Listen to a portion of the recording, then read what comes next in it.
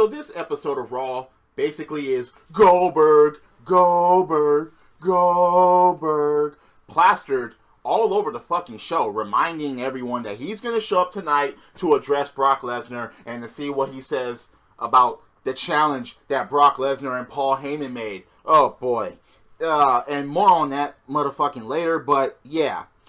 Other than that, it starts off the way it should start off. The champion, the Universal Champion, Kevin Owens and Chris Jericho. Now they come to the ring and they address the situation of last week.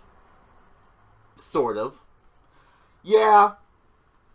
About Jericho losing a match against Seth Rollins, and it was due to bad officiating. And that referee, he just made the list. Oh boy. The comedy, it's just like, alright, look, we understand that the list, it's an instant comedy thing because the crowd gets into it, and I bet certain people at home get into it as far as motherfuckers making a list of Jericho. But it was a good start to the show as far as saying that, yeah, at Hell in a Cell, Kevin Owens is going to be victorious. He was replaced. Zada-da-da-da-da. This is not anything that we haven't heard before by these two, but it was still good. It was still good chemistry between those two, and it was still playing the crowd. There was even a Y2J chant. There was even, again, I'm not sure if they were shouting yes, yes, or list when Jericho was about to put the referee on the list. But Seth Rollins comes out and refers to Jericho as Sparkle Crotch because, of course, you had the shit and it's sparkling and, it's the greatest of all time. And all right, fine. Diamonds on the fucking tights. It's like, all right, Seth, look, stop trying to avert attention to this what motherfuckers are wearing, because he made fun of the scarf. He said he should put the scarf on the list. He should put the tights on the list. Anyway, so it gets to the point where Jericho versus Rollins was going to take place again, and Jericho requests that fucking Kevin Owens go to the back because Jericho wanted to do it on his own. He's a 6-time world champion. And, yeah, he reminded us of all the shit. He beat Rock and Stone Cold the same night. He's a 6-time champion. Okay, fine. Yeah. First ballot Hall of Famer as soon as he fucking retires. Yes, that's Chris Jericho. Anyway, the match takes place, and it was a good match. It wasn't as good as last week's, but it was a good match nonetheless. Kevin Owens still shows up, and the shit backfires as far as the distraction and trying to pull the ropes, because while Seth Rollins was in the walls of Jericho, well, the Boston Crab, it wasn't really a fucking lion tamer, but Kevin Owens gets caught, and that's when the whole match turns to shit for Jericho. He eats a pedigree, and he gets pinned. So, Jericho losing to Rollins, that's not really a fucked up thing to happen, because they're still trying to hype up Rollins to the point of Hell in a Cell. But it was still like, okay, we know where this is going. The turmoil and the dissension begins with Jericho and Kevin Owens. Yes, they're best friends, but now it begins. And, okay, I can't say now it begins because they've been trying to lead up to it as far as them separating or whatever, or something happened for the friendship to end. But yeah, this adds more fuel to that fire. So, after that, you have Lita conduct an interview with Charlotte, because she was scheduled to interview, well, they were pre-recorded interviews, but it was interviews with Charlotte and with Sasha Banks concerning their Hell in a Cell match. And needless to say, Charlotte, yeah, born into the business, genetically superior. She's never been injured. She brought up her pay-per-view record, which is important. It's in Sasha's hometown, and okay, fine. Yeah, they brought up the Forbes thing as far as her being the best women's wrestler ever, which I really don't agree with as of right now. But it was a pretty interesting interview with Hall of Famer Lita, and it's like, alright, fine. Lead up to this Hell in a Cell, hype up to the Hell in a Cell, but I hope that match lives up to its fucking hype. Because if it doesn't, or if something really bad happens, they most likely will never put women in the Hell in a Cell match ever again. So, You have the Golden Truth and Mark Henry versus the Shining Stars and Titus O'Neil. Seriously? Seriously. I was just like, oh god, just end this match, please. And it ends with the World's Strongest Slam on Titus O'Neil. Okay, look, I was never hyped on Titus O'Neil to begin with. Now with his Titus brand linked up with the Shining Stars shit about fucking anyway. It's not even fucking worth mentioning. Anyway, the Shining Stars and Titus O'Neil lose to the Golden Truth and Mark Henry. The Golden Truth and Mark Henry gets a win on Monday Night Raw. Well, at least it's not the jizzing truth with the jizz and R-Truth. But anyway, after that, you get Jericho looking for Kevin Owens, and then it continues as far as the turmoil that's going to be, the friction that's going to be between Jericho and Owens. He actually finds Kevin Owens and actually complains, told him to stay out of it, and he almost called him a stupid idiot. So it's like, oh my, yeah, bring it, come on. Don't come to blows yet, but at least come on. Didn't happen. Stephanie comes in between them and told them this is what Seth Rollins wants, and Steph calms them down, and Steph mentions the Survivor Series situation. So, anyway, Cesaro and Sheamus.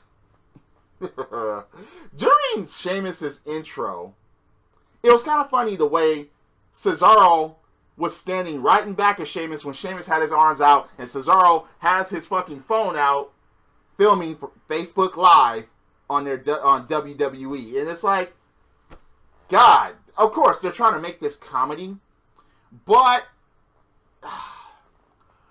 I really hope they don't give these two the tag team titles. I really hope that doesn't happen. They're trying to lead up to something special with these two as far as the comedy and the face and the heel and getting together, and I hope that fucking doesn't happen because that would not make sense to me.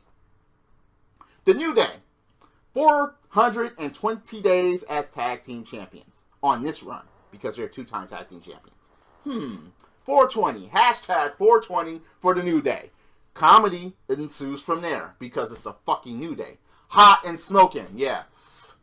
Yeah, I wonder what they were referring to when they was talking about hot and smoking. Okay, fine.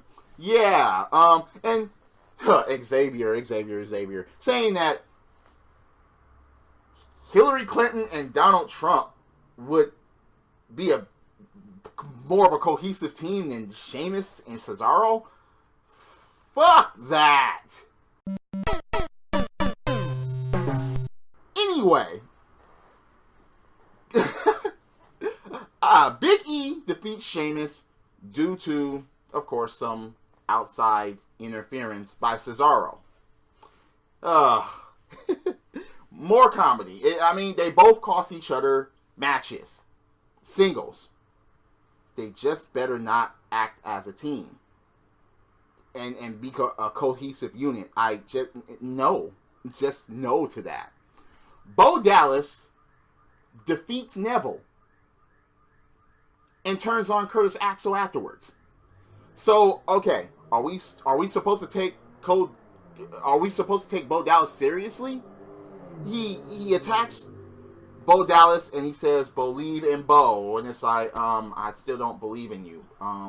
Yeah, you really, really have to snap the social outcast thing that's burned in everybody's mind. Why couldn't Bo Dallas do this shit from the get-go when he first arrived, instead of smiling all the time and saying, "Believe"? Why couldn't he fucking be like this? Why couldn't he be the attacker, the villain, the believe in Bo? Yeah, and actually perform in a ring so we could take this fucker seriously. Why couldn't he do this when he first arrived?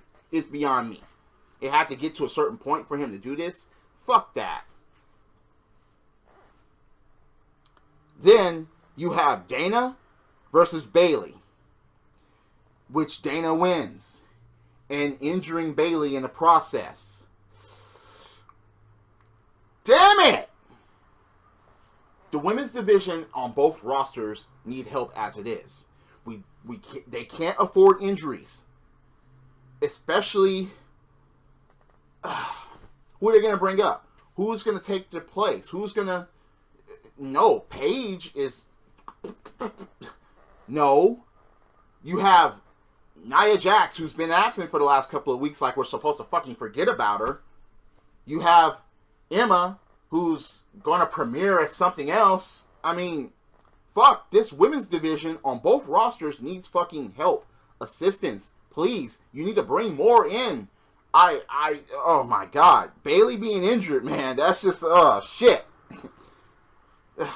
Shit. That's all I gotta say about that. Bayley gets some of the biggest pops in WWE today. And now she may be gone for a while due to injury. Shit. That's just fucking sad. Heyman tells Goldberg to say no on an interview. And, of course, the crowd gets into it. Goldberg, yeah. Heyman is at WWE Studios, wherever the fuck that is. Maybe in Greenwich, Connecticut. But anyway.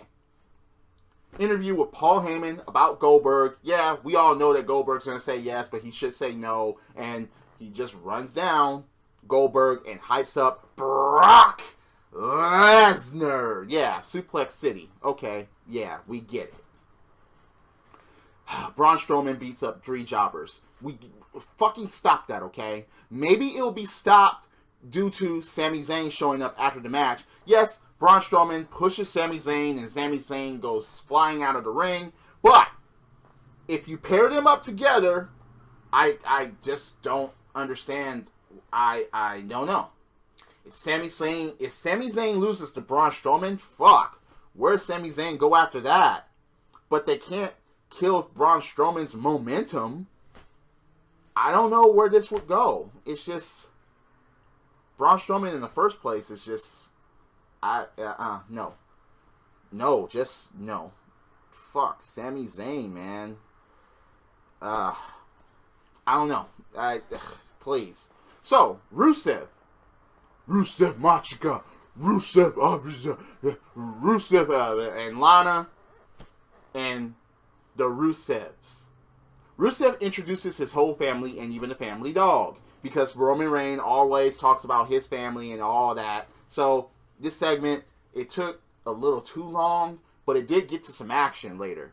Rusev, he introduces his brothers, his mom, his dad, his grandmother, his dog. And yeah, fine. Roman Reigns comes out.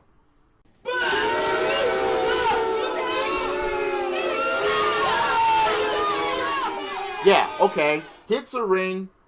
He has a fucking microphone. Why does fucking Roman Reigns have a fucking mic? Out of anyone on this roster, these 3, Lana, Rusev, and Reigns, are 3 of the 4 most annoying on the microphone. We can't have them on the fucking microphone. Lana can introduce Rusev, but keep Rusev off the mic. Keep Reigns off the mic, please. Oh, and the other one is The Miz, because he's just plain annoying and he fucking sucks and cries all the time. But I digress.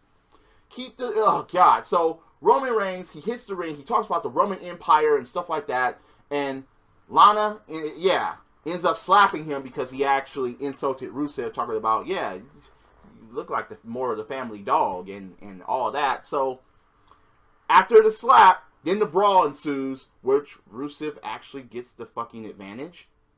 Okay, he brings in the steel steps, he hits Roman with it, and puts on the accolade on top of the steel steps. Nice hype. Even though it's not really going to get anywhere, because no one really cares about the fucking match. Even though it's for the United States Championship inside Hell in a Cell, motherfuckers are just like, alright, both of you just tear each other apart, both of you get fucking injured, and the United States Championship be vacant. I don't wish that for these two, but a lot of people just don't care about the match. They'd rather this title go to someone else at this point. Big Cass beats Carl Anderson. Okay. What happened to Anderson and Gallows? Now, I understand that they had to bump into Enzo and Cass. Both teams are it's a fucking seesaw right now with these two teams as far as what direction that these teams are going to go, since the tag team championships on Raw is on lock with the fucking New Day. And you got Cesaro and Sheamus forming up as a fucking team to try to take these championships, and you can't have either of these other two teams challenge the fucking New Day, especially Enzo and Cass, since they're over with the crowd, and you didn't even have Anderson and Gallows get the fucking belts. What, are New Day gonna break the demolition record, or are they just gonna come up short? Who fucking knows? But these two teams, Enzo and Cass, Anderson and Gallows, are just, man, shit. Settle this, and settle this soon, please. So, you get the Sasha Banks Lita interview. Sasha, once again, hypes up. She's going to be making history. She brought up the time in NXT with her and Charlotte. It's going to be in Boston, Sasha's hometown, Hell in a Cell. 2 women. Tear the fucking house down in this fucking Hell in a Cell. And please, neither one of you, please don't get injured. Please. That's the last thing that they need right now, is either of these two getting injured. I wonder if Nia Jax is going to do the whole Kane thing and rip the door off and come up in and destroy both women. Maybe. That could happen. I mean, I don't know. Anyway. There's a 6-man cruiserweight tag team match, which the heels win. What? They're going to establish more cruiserweights as heels now? Yeah, Brian Kendrick got the win. But, yeah, of course. They have to hype him up for Hell in a Cell against TJ Perkins. A lot of video game references. Now, wait, as a gamer, I'm not one to complain about that, but just don't run out of video game references or puns and you'll be alright, TJ Perkins. Please, just keep that going because gamers will understand what you're talking about. So, you have Steph and Mick Foley in the back talking about the Survivor Series thing. It was the first time Foley was showed all fucking show, and they have a brief conversation about the Survivor Series situation and a couple of matches announced for next week. So you're going to have a triple threat match next week, not for the belt, but it's going to be Kevin Owens, Jericho, and Seth Rollins. There's going to be more and more turmoil, more and more dissension between Jericho and Owens. So that's the only way this match fucking makes sense. But anyway.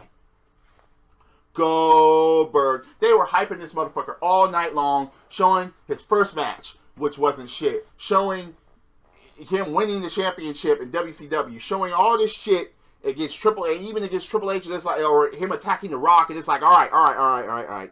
He shows up, he does his usual walking to the back entrance, and people are clapping for him. Even you see wrestlers clapping for him. He hits there, and I mean, look, this went over. This went on and on and on. But of course, the crowd, they were into it.